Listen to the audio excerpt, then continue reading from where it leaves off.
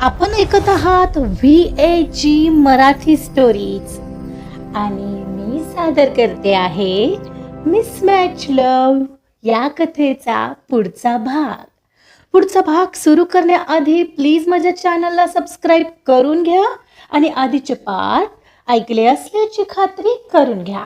चला सुरुवात करतेय मिसमॅच लव्ह भाग 39. कार्तिक हॉलमधून तडक आपल्या रूममध्ये आलेला. त्याने लॅपटॉप टेबलवर ठेवला आणि क्षणाचाही विलंब न लावता हॉटेलच्या मॅनेजरला फोन लावला. मिस्टर डिसोजा, मी कार्तिक इनामदार बोलतो आहे.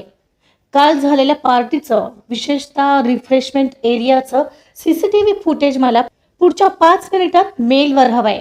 वेळ 7 ते 8च्या दरम्यान. कार्तिकचा आवाज शांत पण कमालीचा हुकमी होता. ठीक आहे सर, मिळून जाईल. बस एक अर्धा तास लागेल. ठीक आहे. त्याने समोरच्याचं उत्तर ऐकलं आणि फोन कट केला. त्याने आपला ब्लेझर नीट केला, घड्याळ पाहिलं आणि कोणाशीही न बोलता तो खाली हॉलमध्ये आला. खाली आल्यावर त्याचं लक्ष बरोबर डायनिंग टेबलवर नाश्ता करणाऱ्या गार्गीकडे गेल्या वाचून राहिलं नाही.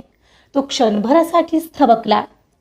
ती तिच्याच विचारात नाश्ता करत होती, त्यामुळे एक दीर्घ श्वास घेऊन तो सरळ घराबाहेर पडला. इकडे वरच्या मजल्यावर मात्र मनीषने आपल्या रूममध्ये येताच दरवाजा आतून बंद करून घेतला. त्याच्या कपाळावर घामाचे बिंदू जमा झाले होते. निधी, पाहिलंस का तू काय करून बसली आहेस? बाबांनी कार्तिकला आता तपास करायला लावलोय. CCTVत काहीही दिसलं तर विचार कर काय होईल. तरी मी म्हणालो होतो, जे काही करशील ते विचारपूर्वक कर. मनीष रागाने भीतीने बोलत होता. मनीष, तुम्ही आधी शांत व्हा. मी सगळं विचारपूर्वकच केलं आहे. काय विचारपूर्वक केलं आहेस? कशानं मी तुझं ऐकलं असं आता वाटतंय? हे सगळं बाहेर आलं ना निधी तर बाबांचा विश्वास तर तुटेल आणि दादा आणि बहिणीच्या नजरेतही आपण खाली येऊ. मनीष आता अस्वस्थ झालेला. तुम्ही प्लीज शांत बसा, मी करते काहीतरी. आता आणखी काय करणार आहेस? मनीष तिच्याकडे वळला तर ती कोणाला तरी कॉल लावत होती. अरे यार, हा कॉल का उचलत नाहीये? निधी म्हणत होती. आता कोणाला कॉल लावते आहेस? हां, हॅलो, कुठे आहेस? मी तर तिथेच हॉटेलवर चाललोय, जिथं तुम्ही मला काम लावून दिलं होतं. हॅलो, आता माझं नीट ऐक. आजपासून त्या हॉटेलमध्ये कामावर जाऊ नकोस. तिथे गेलास तर अडचणीत येशील, तेव्हा माझं ऐकणार आहेस. हे बघ, सांगितलंय एवढं नीट ऐक. तू आत्ता तिथून लांब निघून जा, तुझ्या गावी किंवा दुसऱ्या शहरात. त्यांना तुझ्यावर संशय आलाय. तिथं तू कामाला गेलास तर नक्कीच तुरुंगात जाशील. समजलं का? हो, मी सांगितलंय तेच कर. निधीने अत्यंत सावधपणे सूचना दिल्या आणि फोन कट केला. कोणाला फोन केला होतास आता? त्याच वेटरला. तू तिथं कामावर गेलाच नाही तर पकडलं जाण्याचा संबंधच नाही. अरे यार, अहो निदान यात आपलं नाव येणार नाही आता. हे महत्वाचं नाहीये का मनीष? निधी, पुढच्या वेळेपासून हे असलं काहीही तू करणार नाहीयेस, प्लीज. आणि आता कृपा करून शांत बस, म्हणत मनीषने त्याचा ब्लेझर उचलला आणि सरळ रूममधून बाहेर पडला.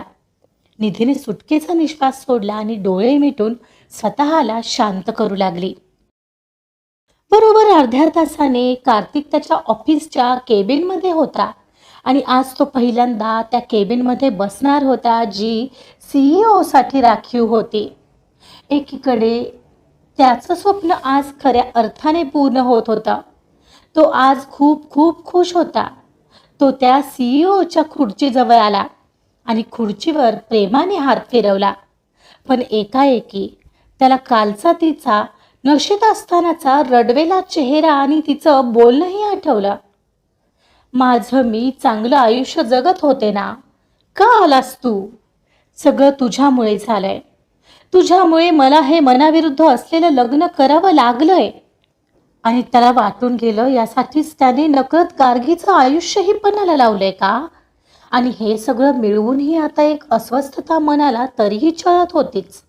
कारण काल कोणीतरी या गोष्टीने खुश नव्हतं आणि त्यात विघ्न घालण्याचा प्रयत्न करत होतं. तो चेहरा शोधणं गरजेचं होतं. त्याला एकदम आठवलं, आपण सीसीटीव्ही फुटेज मागवलं होतं हॉटेलमध्ये कॉल करून. त्याने पटकन बाजूला ठेवलेला लॅपटॉप उचलला आणि तो पहिला चालू केला. त्यावर मेल चेक करत पहिलं हॉटेल मॅनेजरकडून आलेलं फुटेज ओपन केलं आणि ते पाहू लागला. लॅपटॉपच्या स्क्रीनवर तो सलग 10 मिनिटांपासून फुटेज चेक करत होता. त्याने 2 ठिकाणी फुटेज पॉज केलं. एका ठिकाणी तो वेटर दिसत होता जो गार्गीला पाण्याची बॉटल घेण्यापासून रोखत होता आणि दुसऱ्या फ्रेममध्ये तो वेटर होता ज्याने तिला ज्यूस दिला. याचा अर्थ ती खरंच बोलत होती, कारण तिनं जसं सांगितलं अगदी तसंच क्रमाने घडलेलं. दुसऱ्या क्षणाला त्याने मॅनेजरला पुन्हा कॉल लावला. मिस्टर डिसूजा, मी तुम्हाला 2 स्क्रीनशॉट पाठवले आहेत. प्लीज तेवढे मेल चेक करा आणि मला या दोघा वेटरची पूर्ण माहिती आत्ताच्या आत्ता हवी आहे. प्लीज होल्ड ऑन सर, मी मेल ओपन करतोय. सर, इन बिटवीन तुम्ही मला हे सांगू शकता का की काय झालंय नक्की? तुम्ही या 2 वेटरचीच माहिती का मागवताय? कारण त्यातल्या एका वेटरने तो ज्यूस माझ्या वाईफला दिला होता ज्यात अल्कोहोल मिसळलं होतं. व्हॉट? काहीतरी गैरसमज झाला असेल सर. मॅनेजर बाजू सावरून घेत म्हणाला. म्हणजे मी खोटं बोलतोय का मिस्टर डिसोजा? प्लीज मला त्यांची माहिती सांगताय तुम्ही की मी हॉटेल ओनरला कॉल लावू? सर सर सांगतोय मी. तो पहिला वेटर जो दिसतोय त्याचं नाव विठ्ठल आहे. तो आमचा परमनंट स्टाफ आहे. पण सर, तो जो दुसरा माणूस ज्यूस येताना दिसतोय त्याची आमच्याकडे कोणतीही माहिती नाहीये. त्याची माहिती नाहीये म्हणजे काय? Are you out of your mind or what? कार्तिकचा आवाज आता वाढला. Sir please calm down. कसा काम डाऊन होऊ? माझ्या बायकोला विनाकारण कोणीतरी अल्कोहोल मिक्स करून ऑरेंज ज्यूसमध्ये देतो तर त्याने ते कोणाच्या सांगण्यावरून दिलं हे तर कळायला हवंच ना. सर, पण एक गडबड झालीये. ऐकून तर घ्या. मला ते काही माहीत नाही. मला पुढच्या 5 मिनिटाच्या आत त्या वेटरचा पत्ता आणि नंबर सगळी डिटेल हवी आहे. सर लिसन मी, त्याचा पत्ता मिळणंच अशक्य आहे. काय, काल रात्रीच्या पार्टीसाठी स्टाफ कमी पडत होता म्हणून एका माणसाला आम्ही अचानक कामावर घेतलं होतं. त्याला आजपासून अर्थात रेग्युलर कामावर घेणार होतो आम्ही, पण तो आज कामावर आलाच नाहीये आणि त्याचं नाव पत्ताही रेकॉर्डमध्ये नाहीये. 1 नंबरचे मूर्ख आहात तुम्ही लोक. एक काम करा, मी सायंकाळी माझ्या पत्नीसह हॉटेलमध्ये येतो आहे. हा विठ्ठल कोण आहे त्याला तुम्ही थांबवून घ्या. I wanted to talk with him. ठीक आहे सर. पुढून आवाज आला आणि कार्तिकने लँडलाईन रागाने आपटला आणि खुर्ची मागे रेटली. त्याचा संशय आता खात्रीत बदलला होता की हे सगळं ठरवून केलं गेलं होतं हेच खरं होतं. या विठ्ठलने तिला पाणी पिऊ दिलं नाही, पण हा विठ्ठलही यात सामील असेल का? जर हा सामील असेल तर नक्कीच कोणी केलंय हे कळेल. त्यामुळे त्याला भेटावं तर लागेल. सायंकाळची मंद वेळ होती. गार्गीच्या बुटीकमध्ये एक वेगळाच उत्साह आणि प्रसन्नता भरून राहिली होती. निधीने पाठवलेली ती क्लायंट थोड्या वेळापूर्वीच तिथून तृप्त होऊन बाहेर पडली होती. गार्गीने डिझाईन केलेला तो गाऊन तिला इतका आवडला होता की तिने आनंदाने गार्गीने मागितलेली किंमत तर दिलीच, पण सोबतच तिच्या कलेचं भरभरून कौतुकही केलं होतं. क्लायंटने जाताना गार्गीच्या हातात एक स्पर्धेचा अर्ज ठेवला होता. गार्गी, तुमची डिझाईन्स फक्त इथल्या चौकटीत राहण्यासारखी नाहीत. लवकरच एक मोठी मॉडेलिंग आणि डिझायनिंग स्पर्धा सुरू होते. त्यात तुम्ही नक्की भाग घ्यायला हवा. असा सल्ला देऊन तिने गार्गीच्या स्वप्नांना एक नवी दिशा दिली होती. गेल्या कित्येक दिवसांपासून स्वतःची एक वेगळी ओळख निर्माण करण्याची गार्गीची जी इच्छा होती ती आज पूर्ण होण्याच्या मार्गावर होती. आपल्या डिझाईन्सला आता लोकप्रियता मिळणार हे पाहून गार्गीच्या चेहऱ्यावर एक समाधानाचं स्मित यायला हवं होतं. पण इतकं छान काहीतरी घडत असूनही गार्गीचं मन मात्र कुठेतरी हरवलं होतं. तिच्या हातात तो फॉर्म होता, पण डोळ्यासमोर मात्र सकाळचा तो इनामदार व्हिलामधील प्रसंग तरळत होता. तिला राहून राहून सकाळच्या त्या घटना आठवत होत्या. जरी घरातल्या इतरांनी तिच्यावर संशय घेतला असला तरी कार्तिकच्या वागण्याने तिला कोड्यात टाकलं होतं. ती प्रयत्न करत होती सकाळच्या गोष्टींतून बाहेर पडण्याचा, पण दरवेळी तिला दादासाहेबांचा तो रागीट आवाज, गायत्री आणि मनीषचे ते टोकदार संशय आणि त्या सगळ्या वातावरणातली ती गुदमरून टाकणारी शांतता आठवत होती. मन उदास होतं, कारण त्या घराशी काहीही संबंध नसताना ती बरंच काही करू पाहत होती. पण त्यातल्या किती जणांना तिच्याबद्दल जाणीव होती की रिस्पेक्ट हे सरळ दिसत होतं. एवढ्यात तिला प्रियांश आठवला. मनात वाटणारी उदासी कमी करण्यासाठी म्हणून तिने प्रियांशला कॉल केला. तिला त्याला ही आनंदाची बातमी द्यायची होती की तिला नवीन संधी आली आहे. पण रिंग जात होती आणि तो कॉल उचलत नव्हता. जेव्हा गरज असायची तेव्हा प्रियांश कधीच वेळेला नसतो असा विचार तिच्या मनात छळून गेला. तशाच उद्विग्न मनाने फोन तिने बाजूला ठेवला आणि एवढ्यात तिला कार्तिकचा कॉल येऊ लागला. त्याचा कॉल येताना पाहून यावेळी तिचं हृदय जोराने धडधडलं. तिने दीर्घ श्वास घेत फोन उचलला. न जाणो आता आणखी काय बोलणार होता तो.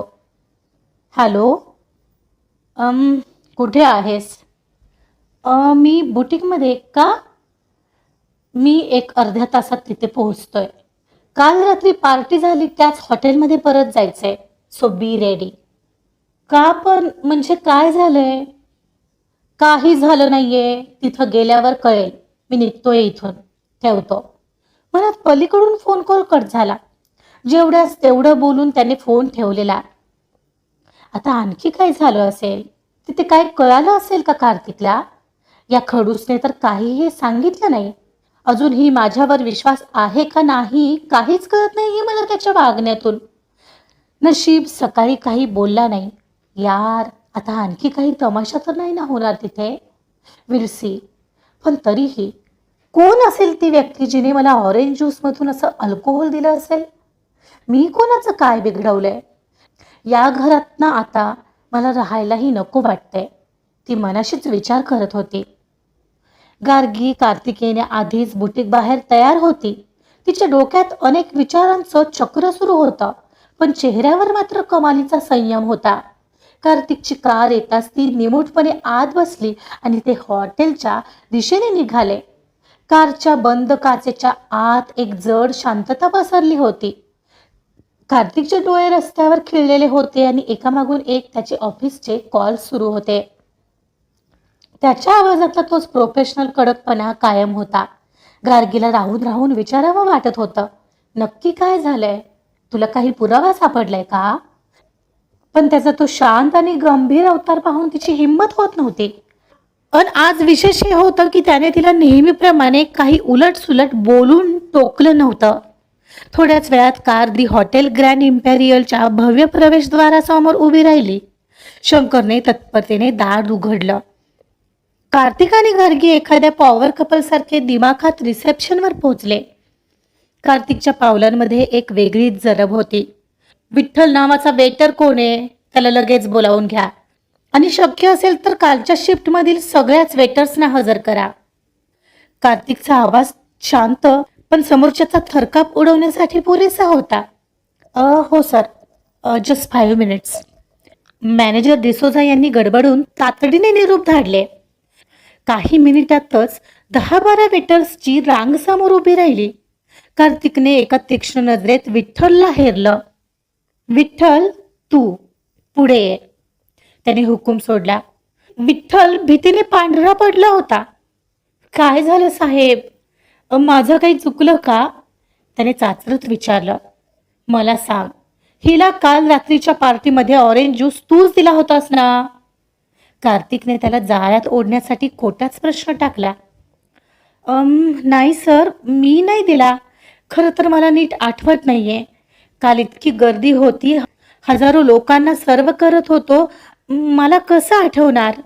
विठ्ठल घाम पुसत म्हणाला आणि कार्तिक गार्गीकडे वळला. तुला काही आठवते का गार्गी? हाच होता का तो? गार्गीने विठ्ठलच्या चेहऱ्याकडे बारकाईने पाहिलं. नाही, हा नव्हता तो माणूस, तिने अत्यंत ठामपणे उत्तर दिलं. कार्तिकची नजर पुन्हा विठ्ठलवर स्थिरावली. बरं मग पाण्याची बॉटल घेण्यापासून हिला का रोखलंस? याचं उत्तर दे, की सीसीटीव्ही फुटेज पुन्हा लावायला सांगू? विठ्ठलने एकदा गार्गीकडे पाहिलं आणि त्याला तो प्रसंग आठवला. हो आठवलं साहेब, ती पाण्याची बॉटल आधीच कोणीतरी उघडली होती. तिचं सील तुटलेलं होतं म्हणून मी मॅडमला म्हणालो की दुसरी बॉटल आणून देतो. गार्गी? कार्तिकने गार्गीला आवाज देत तिच्याकडे पाहिलं. असेल कदाचित, माझं त्याकडे एवढं लक्ष नव्हतं. गार्गी संभ्रमात पडत म्हणाली. विठ्ठलचं लॉजिक तिला आता पटत होतं. मग दुसरी बॉटल आणून का नाही दिलीस? कार्तिकचा आवाज आता अधिक कठोर झाला होता. कारण त्यानंतर मला कोणीतरी दुसऱ्या कामासाठी बोलावलं आणि त्या घाईत माझ्या डोक्यातून ती गोष्ट साफ निघून गेली. विठ्ठल खाली पाहत अपराधी स्वरात म्हणाला. खोटं बोलतोयस तू, खरं सांग, नाहीतर तुझा जॉब गेला म्हणून समज. कार्तिकने शेवटचा दबाव टाकला. मी खरंच बोलतोय साहेब, मी एक शब्दही खोटं बोलत नाहीये. माझ्यासाठी ही नोकरी खूप मोलाची आहे. मी असं काही का करेल? विठ्ठल अक्षरशः रडकुंडीला आला होता. कार्तिकने खिशातून मोबाईल काढला आणि त्यात दुसऱ्या वेटरचा स्क्रीनशॉट घेतलेला फोटो काढला. बरं मग सांग, हा कोण आहे? याला तुमच्यातलं कोणी ओळखतं का? कुठे पाहिलंय याला? वेटर्सच्या रांगेत कुजबूज झाली, पण प्रत्येकाने नकारार्थी मान हलवली. हा तर कालच जॉईन झालेला, पण आज तो कामावर आलाच नाहीये, विठ्ठल म्हणाला. म्हणजे तुमच्यापैकी कोणीच याला ओळखत नाहीये तर? कार्तिकने शेवटची खात्री केली. नाही सर, मी सकाळीच सांगितलं ना, तो आज कामावर फिरकलाच नाहीये आणि त्याचं रेकॉर्डही अपूर्ण आहे, मॅनेजर मध्येच सफाई देत म्हणाला. कार्तिकने एक उपरोधिक हास्य केलं. ही तुमच्या मॅनेजमेंटची मोठी चूक आहे मिस्टर डिसोजा. तुमच्या या निष्काळजीपणामुळे बाहेरचा कोणीही येऊन माझ्या पत्नीपर्यंत पोहोचतो हे मी सहन करणार नाही. या गहाळ कारभाराबद्दल तुमची तक्रार नक्कीच होईल, हे लक्षात ठेवा. चल. कार्तिक गार्गीकडे वळला.